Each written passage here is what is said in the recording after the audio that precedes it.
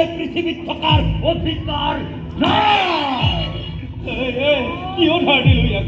এতিয়া ধাৰ দিয়াটো কৈ লোৱাটোহে দেখোন খং বেছি।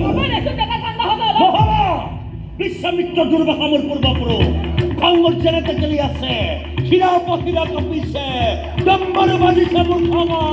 ঐ কোন আছ? কাখন লৈ আহ, আজি কাৰোবাৰ ব্যাকৰণ কৰি পেলা।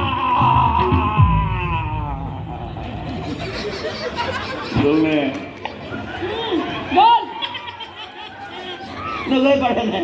কম ভেৰাইটি ষ্টাইলত কাপ ভাঙিছো, আৰু মই কাপ ভাঙিলে ব্যাকৰণত নোহোৱা শব্দ বাহিৰ হয়। ফুং খাং থিং ফুং ফাটাং ফুটাং। এটাকো কেলে ভাঙিলো? একো নাই, মোৰ নিচিনা 5 ষ্টাৰৰ হোটেলৰ মালিকে এনেকুৱা 10টা কাপ ভাঙিব পাৰে। তোৰ বাপে দেখা নাই, কাপোৰ দেখা নাই, পেট দেখা নাই, মূৰত টুপি দেখা নাই। মোক দেখিলে কোনোবাই ক'ব যে মই 3rd ক্লাছ ধাবাৰ এটা 4th ক্লাছ মালিক।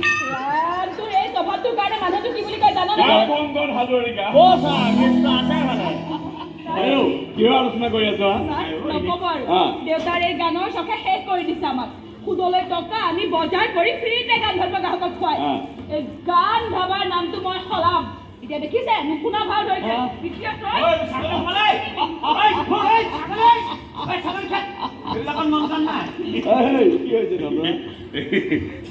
ঘৰকা মুৰ্গী কিবা ডাল বৰাবৰ বুলি যে কয়, বাহিৰৰ ছিংগাৰ হোৱা হ'লে 3-4 লাখ টকা দি মাতি আনি 3-4 ঘণ্টা গান শুনিলেহেঁতেন।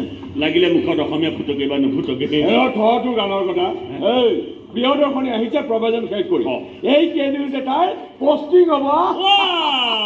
বঢ়িয়া, কংগ্ৰেচুলেশ্যন আৰু চেলিব্ৰেশ্যন। প্ৰথমে মোক কথাকেইটা শুনি লওক।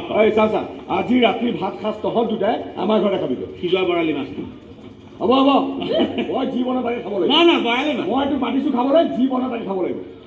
নহয়, আপোনাৰ ঘৰত খোৱা ৰজা ঘৰত খোৱা একেই দিয়কচোন। হ'লেও বৰালি মাছ অকণ হ'লে ভাল। হ'ব দে। আমাৰ এই ভাল পায়।